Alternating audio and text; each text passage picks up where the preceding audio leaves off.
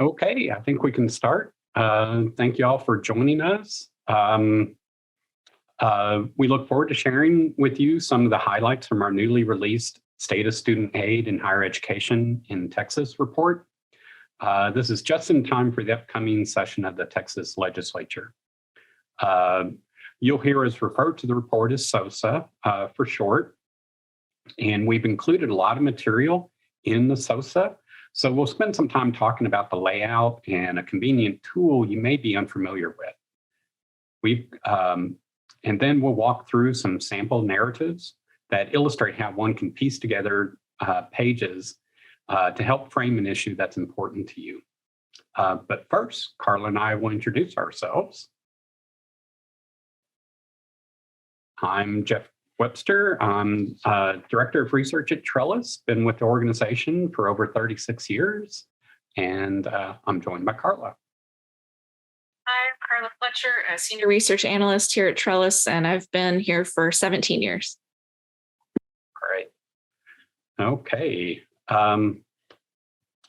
So many of you are familiar with Trellis, but for those that may not be, Trellis Company is a nonprofit organization focused on helping people leverage the power of post-secondary education and learning to improve their quality of life in the communities where they live. Our mission is to develop and advance initiatives that grow individual economic mobility and expand community prosperity. As you can tell from the third bullet, we do keep busy. We've completed almost 400 research reports in the last fiscal year, and these are on various topics, but focus on helping institutions and policymakers understand their role in promoting student success. So research has always been a part of what Trellis is about. We look at student success primarily through the lens of college affordability. And we've made some recent changes to our research webpage, so you can check that out at the link in the second bullet. The two best ways of keeping up with our new publications is to either follow us on Twitter or join our monthly newsletter, which has original Trellis content each month.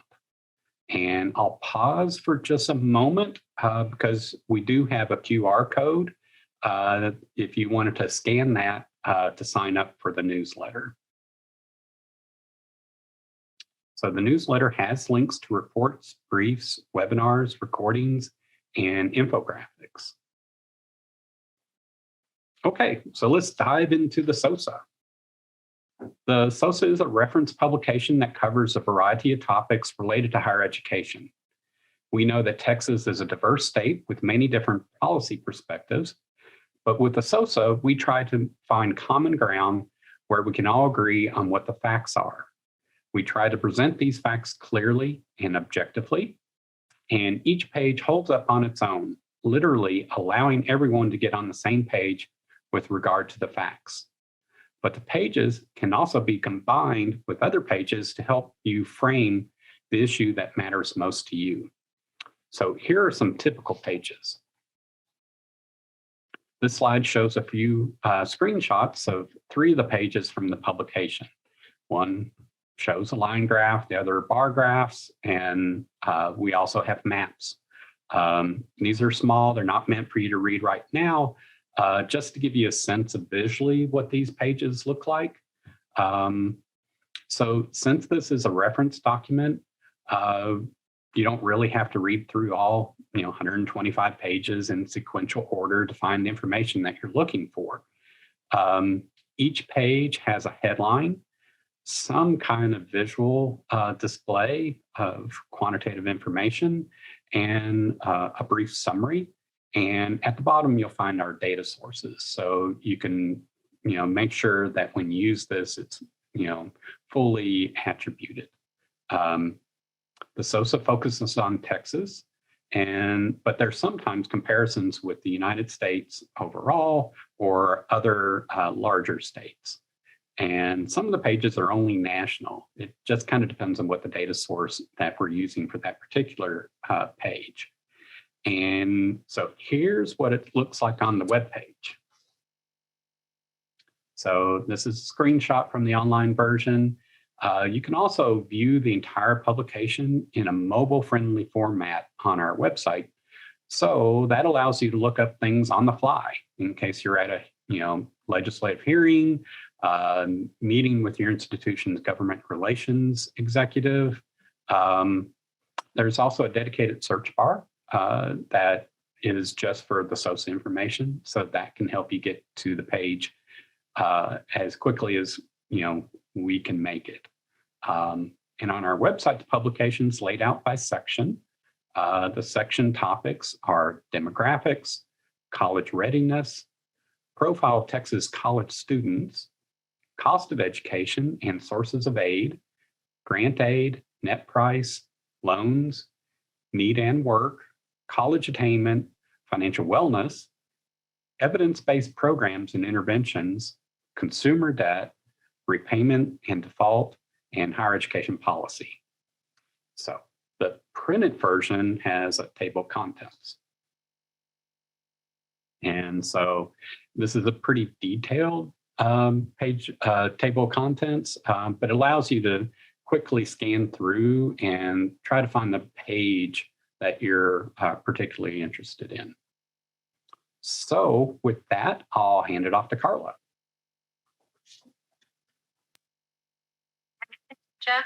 So as Jeff mentioned, we're going to look at some examples of putting pages together to form a kind of narrative for some different scenarios. So we're going to start off by looking at Texas demographics and the importance of the education of the population of Black, Indigenous, and people of color to the future of Texas. So Texas demographics are shifting.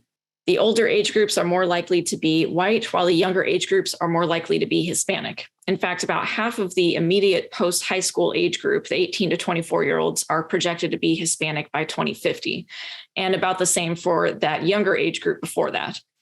So given this future, there is an increasing urgency to ensure that BIPOC students have access to higher education and have the support needed to be successful. And the value of education has long been understood.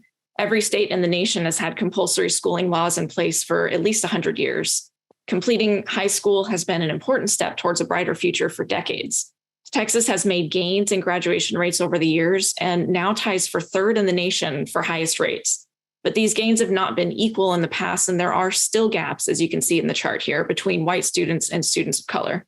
94% of white students graduated from Texas high schools in 2019, compared to less than 90% of Black and Hispanic students. And those historical gaps in attainment translate to very different high school graduation rates for adults in Texas by race and ethnicity. 37% of Hispanics in Texas aged 25 and older do not have a high school diploma, or did not as of 2018, compared to 12% of African Americans and just 7% of white population. And looking at high school graduates, we can see a gap in immediate college enrollment between different race and ethnicity groups. The percentage of white high school graduates who enroll in college the following fall still exceeds the percentage of non-white high school graduates. The 2020 numbers in purple at the end of each of those blocks are a significant drop from the 2015 numbers in brown right next to them. Unfortunately, it looks like we're seeing the impact of the COVID-19 pandemic here. But enrolling in college immediately following high school graduation is very important, because delaying post-secondary enrollment after high school graduation is a risk factor for eventually dropping out of college or never enrolling at all. Now, if we step outside of looking at academics for just a bit and look at the bigger picture of poverty rates. This slide is showing 2019 poverty rates, which is the most current regional poverty data available. The most current statewide poverty data is from 2020, and in that year, Texas had the 8th highest poverty rate in the nation at 14%. In 2020, poverty was defined as having an annual income of about $26,000 or less for a family of 4 with 2 children, or about $13,500 or less for an individual under 65. But poverty rates in Texas vary widely by region. As I mentioned, this slide shows the 2019 poverty data. And by a large margin, the Rio Grande Valley region has the highest rates of overall and childhood poverty at 26% and 36% respectively, at least 10 percentage points higher than any other region in the state. The Metroplex had the lowest poverty rates, followed by the Central Texas region, also with fairly low rates. And not surprisingly, those with fewer resources are less likely to be able to afford college. The blue bars in these charts represent economically disadvantaged students, and the green is not economically disadvantaged. And you can see that those who are economically disadvantaged, the blue bars, are less likely to enroll in college. And this is true across all of the racial and ethnic categories that are shown here. However, only 23% of white high school graduates in Texas are considered to be economically disadvantaged, while 68% of Hispanic and 65% of African American high school graduates are. So poverty is an issue that can affect people of any race or ethnicity, of course, but we see that it disproportionately affects students of color in Texas. And income doesn't only impact the likelihood of enrolling in college, it also impacts the likelihood of completing college. Only 30% of students who enrolled in fall 2014 with family incomes of less than $35,000 had graduated within 6 years, compared to 67% of students with incomes of $100,000 or more. And you can see the stair step between those income groups. The higher the income group, the larger the percent of those students that ended up with a bachelor's degree within 6 years. And looking at completions of college by race and ethnicity, this shows bachelor's degree attainment of adults age 25 and older, and we can see the gaps here as well. Only 16% of Hispanic adults in Texas had at least a bachelor's degree in 2018, compared to 30% of African Americans and 41% of whites. People of color in Texas were less likely to have a bachelor's degree or higher, limiting their career opportunities and their earning potential. And this just kind of highlights the gaps over time. This shows the educational pipeline. And this particular chart is following the progress of Texas students who were in 8th grade in 2009. Each group of bars shows the percentage of the original 8th graders in the different race and ethnicity groups who made it to each listed step in the pipeline. And you can see consistently lower percentages of students of color continuing on at every point, from graduating from high school to receiving a higher education degree or certificate. At the point where 8th graders are moving on to 9th grade at the very beginning of the chart, there's almost no difference between the three groups of students. But as the pipeline progresses, the gaps grow larger at each step. So let's look at a couple of points to demonstrate why it's so beneficial to obtain a college degree. As we all know, college graduates earn more than those whose highest level of education is high school or below. Now, while the return on investment of higher education is questioned sometimes in the media or elsewhere, the data consistently show that on average, the higher your level of education, the higher income you earn. There are always exceptions, but that's the average picture. And the earnings potential not only increases on average, but the range of possible income increases at each higher level of education as well. And in addition to higher income, those with a college education are less likely to be unemployed. This chart shows the last 4 years of unemployment rates starting before the pandemic. And you can see the huge spike in unemployment rates that happened in the spring of 2020 as the pandemic hit the US. And then by 2022, the rates have returned to almost what they were in the spring of 2019. Through all of that, though, the trend remained the same. The higher your level of education, the less likely you were to be unemployed. And in thinking about the return on investment of higher education, you of course have to factor in costs and how people pay for college. So we're going to look at that just briefly here. This looks at the percentage of 2020 college graduates by race, ethnicity, and degree level. A much higher percentage of those who earned a bachelor's degree had borrowed student loans compared to those who earned certificates or associate's degrees, not surprisingly. So the bachelor's degree is in brown, and it's higher than those blue and green bars. And there were some differences in the level of borrowing between race and ethnicity. African-American students were more likely to borrow at all degree levels compared to other students. And Hispanic students were less likely to borrow compared to their African-American and white peers at the certificate and associate's levels. And then they were in between the African-American and white peers at the bachelor's degree level. And then this is looking at the same thing, but in amounts instead of percent of them who borrowed.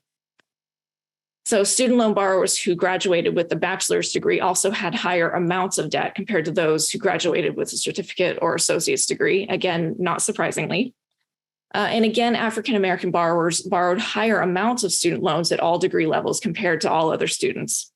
Hispanic students borrowed less than their African-American and white peers at all degree levels. And that's just a little bit different than what we saw in the previous chart, meaning that a larger percentage of Hispanic students borrow, but they borrow in smaller amounts overall, so that their cumulative median total is less than what the white students were borrowing. In total, Texas student borrowers who graduated in 2020 borrowed about $10,000 for a certificate, about $15,000 for an associate's degree, and about $32,000 for a bachelor's degree.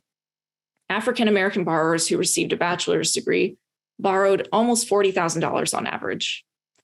So increasingly, the future of Texas, including its economic prosperity, as well as the expertise needed to run business, government, and infrastructure, will depend on the education of its non-white populations, as these are the populations that are growing in the state. But the non-white populations have historically had lower incomes, higher rates of poverty, and lower likelihood of attending and completing college compared to the white populations. Focusing on the educational success of students of color is important for the future of Texas. So in the next block here, we're going to take a closer look at student borrowers in this next section. We kind of looked a little bit at borrowing. We're going to dive a little bit more into that. So this chart breaks out student aid by source. The majority of the aid that students receive in Texas, as in many states, comes from the federal government. Almost 2/3 in Texas. 28% of direct aid comes from institutional sources and 7% from state programs. And then looking at direct aid by type, a slim majority of student aid is in the form of grants in Texas, but loans make up almost half of student aid. And then work study is just 1% of that total aid. Grant aid is made up of federal programs like the Pell Grant, as well as state programs like the Texas Grant. Loan aid is almost entirely federal direct student loans, but Texas also has a state loan program, the Hinson Hazelwood College Access Loan, that's included in here as well. And when we look at the aid source broken out by sector, we can see some big differences in the source of aid. The private sector provides the largest amount of institutional aid, and almost all of the aid in the public two-year sector came from the federal government. The federal government also provided the majority of the aid in the public four-year sector as well. And looking at student loans, federal student loans, Texas students borrowed almost $5 billion in student loans, including Parent Plus loans, in the 2020-2021 academic year. Most of that aid went to students enrolled in public four-year institutions, with most of the rest going to students enrolled in private four-year institutions. Texas has proportionally fewer private institutions compared to many other states, so this percentage breakout is what we would expect to see. This chart is using a source that has data from students nationwide who graduated in 2017-2018. These students had a cumulative undergraduate debt of about $23,000 in student borrowed loans and about $18,000 in parent borrowed loans. And this is not just bachelor's, this combines all undergraduate level graduating students. Parent borrowing exceeded student borrowing in the private four-year sector and was nearly equal with student borrowing in the proprietary sector. Even in the public two-year sector, though, the parents of these graduating students borrowed a median of $8,000. So parents are borrowing a lot of money to help their students go to school. And students are taking on a lot of debt in many cases to obtain their college degree. So we wanted to know, how might students be feeling about their responsibility to repay on this debt? In a large survey of students at over 100 institutions across the country, most respondents indicated that they were not confident that they'll be able to repay their student loan debt.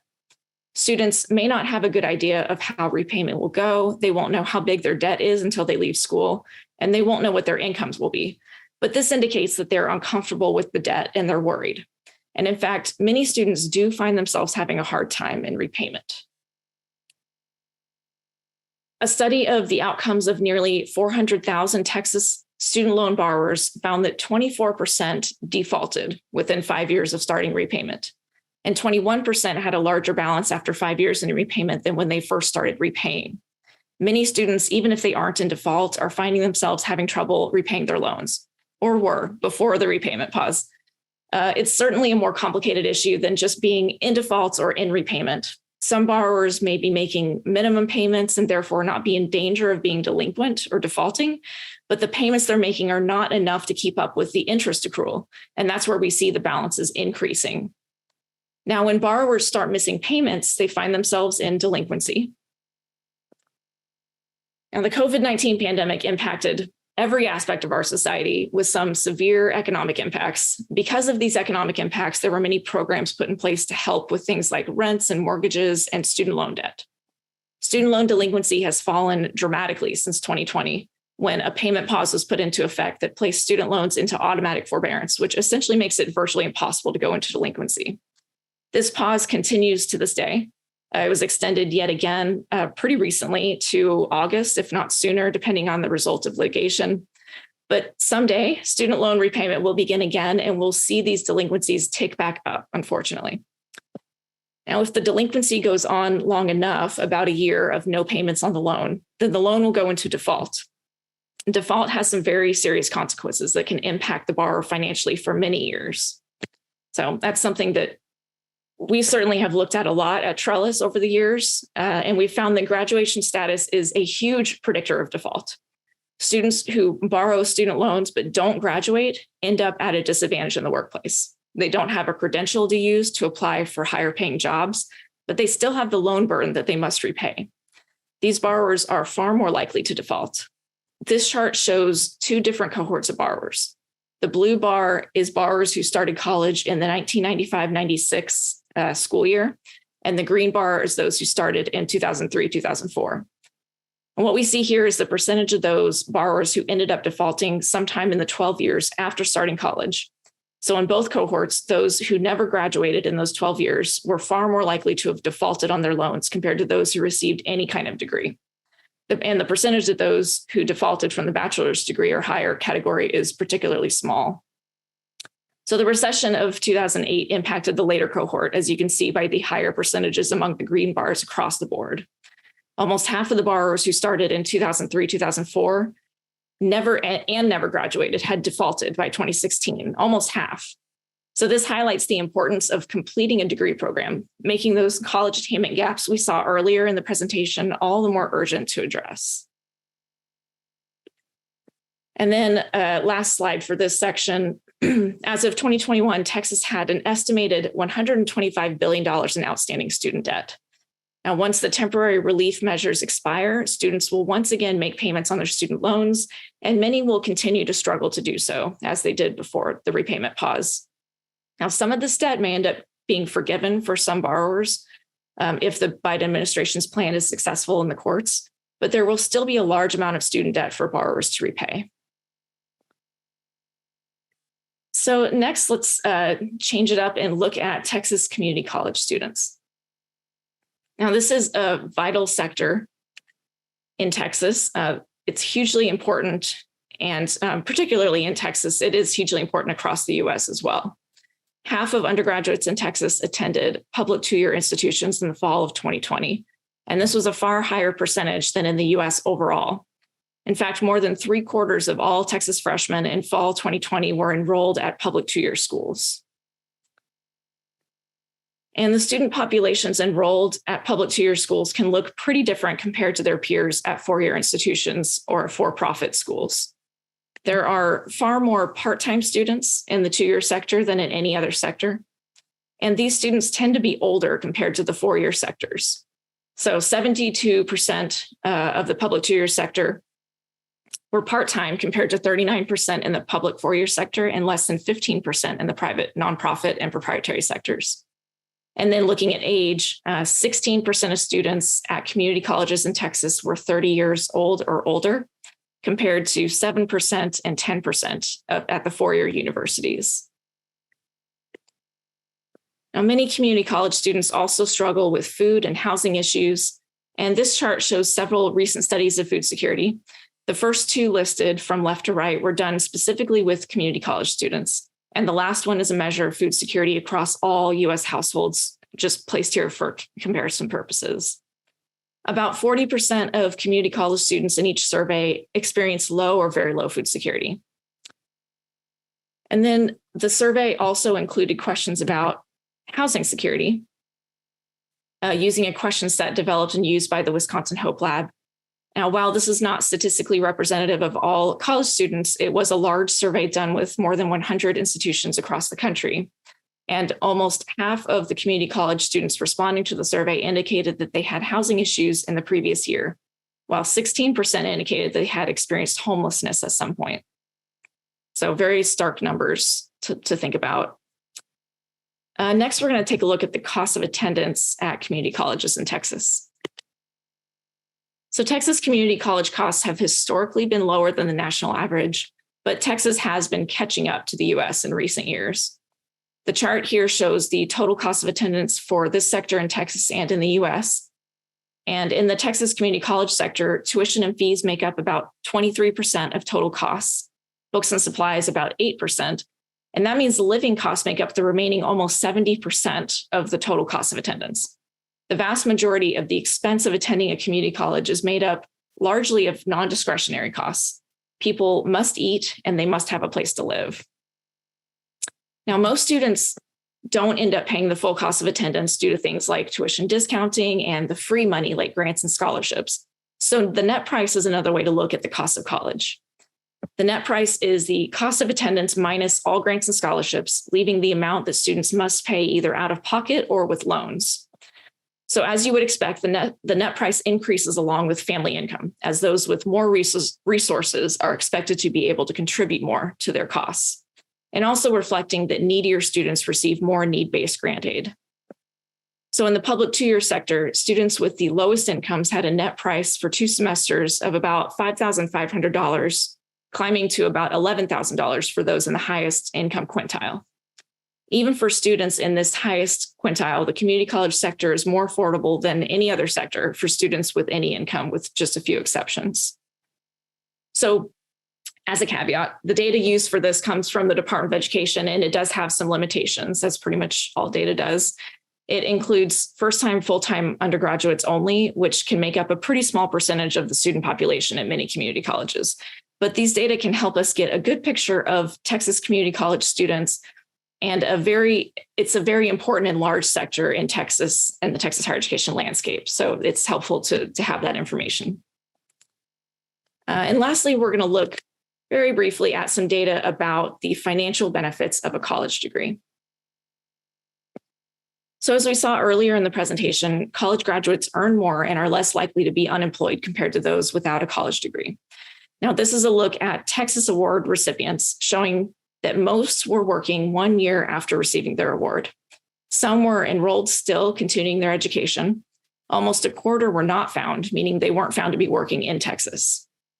This data comes from the Texas Higher Education Coordinating Board, and it's gathered as a part of a state goal to have 80% of students who received an award from a Texas school be working in Texas or still in school in Texas a year later. And we're really close to reaching that goal within just a couple of percentage points. And here's another look at the earnings boost of higher education, looking at Texas data for those who left a Texas community college or technical college in 2018, 2019. Those who left without an award had a lower income than those who earned a degree or certificate, with the amount of earnings going up as the degree level gets higher. And then we see a similar pattern when we look at those who left a Texas university in the same cohort year. Those who left without an award had far lower income than those who earned a degree from a university, and the advanced degrees earned far more than the bachelor's degree even. And then finally, the income and employment benefits of college have a lasting impact on the lifetime earning potential of individuals. Those with bachelor's degrees on average will make about $1.1 million more than those with a high school diploma over the course of their working life. And obtaining some college education or an associate's degree has financial benefits as well. So while there's still work to be done to make college affordable for all students, a college education is still a good return on investment. And just as a final context slide, we recently released the 2022 SOSA. It can be found on our website. We're featuring it on the main page of our site right now, trelliscompany.org, but you can also find it at trelliscompany.org/State of Student Aid 2022. That link is written there, or you can use the QR code to get to the link. And as Jeff mentioned, we put out updates on our research through our newsletter. So there's that address again, also the QR code for the link. And as Jeff also mentioned, we are on Twitter at Trellis Research, so give us a follow there to stay in the loop on the new releases. And we really appreciate everyone's time today, and we'll take a look and see if there are any questions we can answer before we go. Thanks, Carla. People can type into the chat if they have any questions.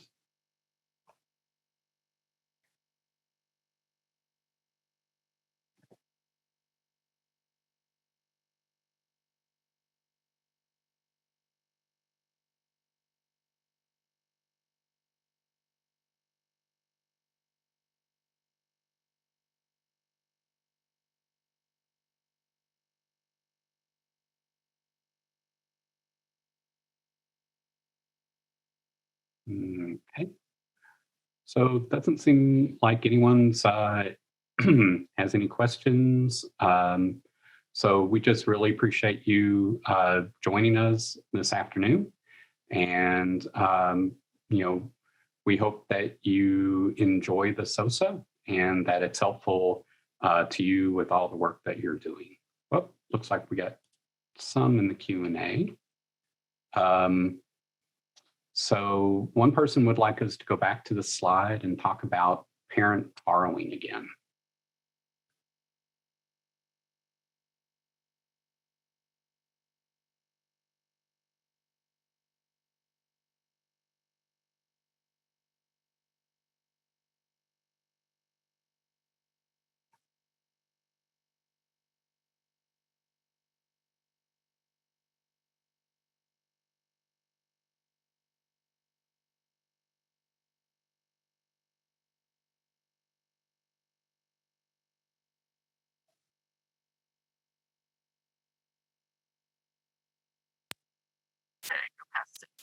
Did you? Trying to remember where in the presentation it was. Nope, I definitely went past it. Oh no. Sorry about that.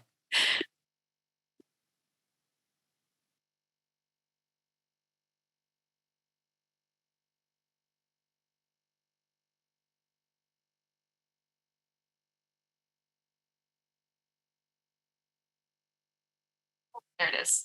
Okay, sorry about that. There we go. So yes, this is national. This is not Texas only, but this shows parent borrowing and student borrowing kind of side by side for students who were graduating in 2017, 2018 by sector. And so, the private sector has quite a bit of parent borrowing, or the amount of parent borrowing, I should say. Parents are borrowing large amounts in that private sector to afford the cost of that education. And then I think that's the only sector where they're exceeding the student borrowing amount, but there are still parents borrowing in every sector, putting money in for their child's education. Okay. And we had a second question. Did your student loan data include private student loans or only federal? Only federal. There's not a great source of information for private student loans, unfortunately. So it's even kind of hard to know how big that market is right now. I think it used to be, there used to be better data on that, I think, than there is now. So it's just federal loans. Good question. It could be the data from the Federal Reserve also includes private loans. So when you look at the cumulative borrowing, I think it'll include, but it doesn't break it out. Right. That's true. That's true. Okay. And then someone else asked, the median loan amounts for all Texans receiving an associate degree is $15,000. Is that correct? And the total loan debt among that group of students is $420 million.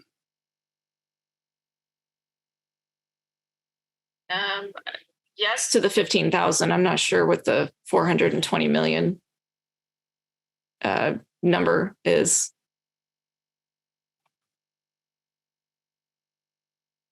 Okay. So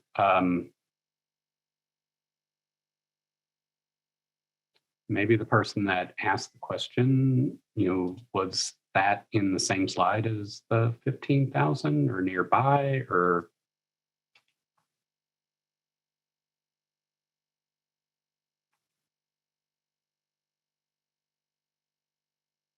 So they thought it was on there.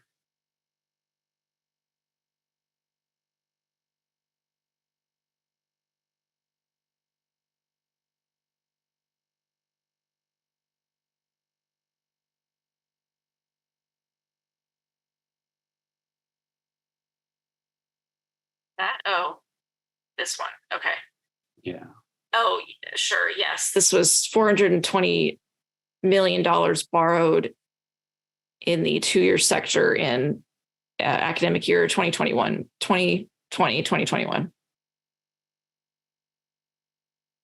So relatively modest compared to the 4 years. But still, there's so many students in that sector.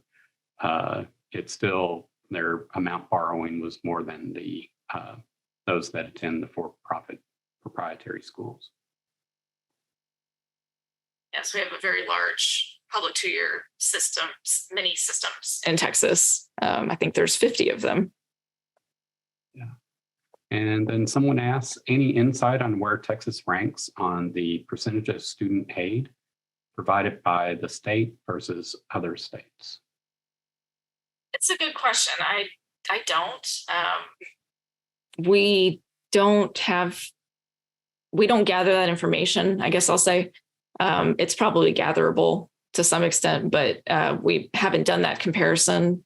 So it would be interesting to see, because I do feel like Texas has a pretty small percentage of state provided aid of the total, but I don't know what the comparison is right now. So that's a good avenue to look into. Yeah, I'm sure California is first. And Florida is probably pretty high as well with their futures grant. But that's the kind of suggestion that we welcome, and we'll consider adding it into the report next year. So thank you.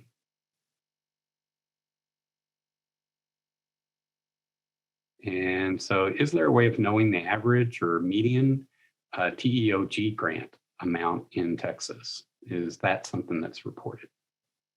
Yes, I believe that is in the SOSA, which I don't have on hand. I don't know how screen sharing will impact everything, but if you want to take a look at the SOSA, we do have the grants broken out by type, including state aid like TEOG. Mm-hmm. So they could go into the table contents and look at the appropriate section to look it up, or they can search for that term in the search feature and should be able to find that. Absolutely.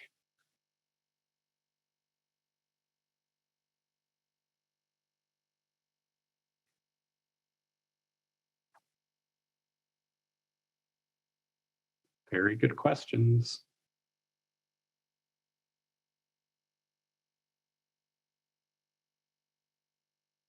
Okay, I think that's it. Really appreciate everybody joining us, and good luck with your report, and good luck with all your advocacy and informing your policymakers and people within your own organizations. Well, looks like we got one more question real quick.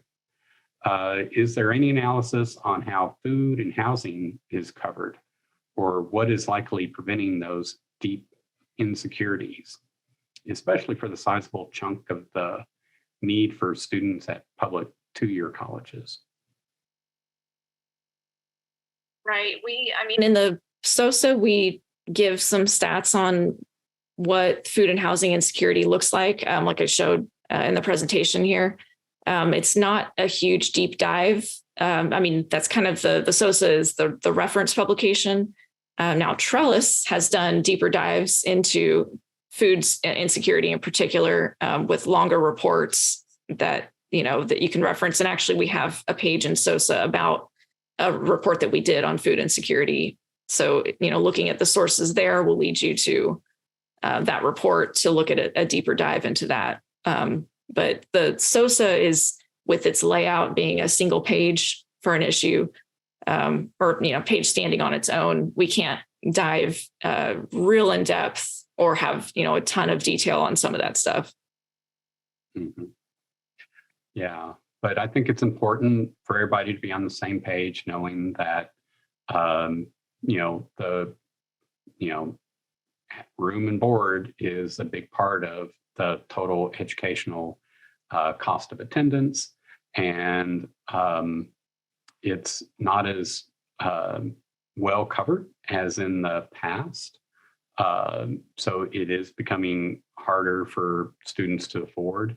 Also, the profile of the students that are coming into higher education tend to better reflect the total population of our state, much more diverse than college attendance was, at one point. So they are, not only is the cost of attendance, relatively high compared to other years,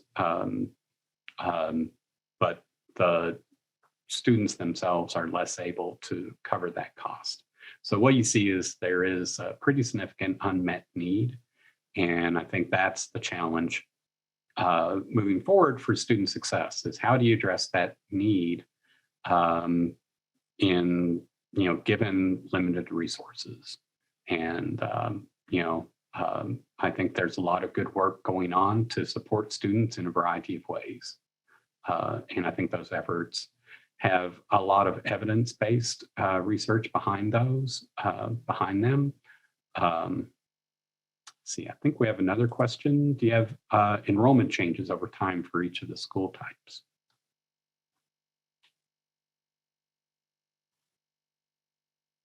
I know we have enrollment changes overall in the state. And if we don't, I'm going to make a note for that. Mm-hmm.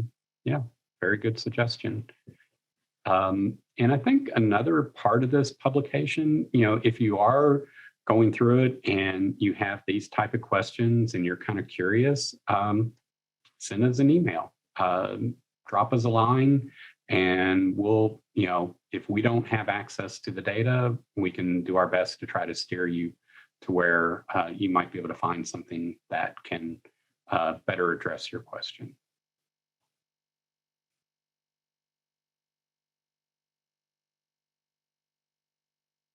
Okay. I think that's a good place to end it. Thanks, Carla, for joining me, and thanks everyone for participating. Really appreciate all the questions, and there'll be a recording of this webinar. You can find it on the Trellis website. Thank you.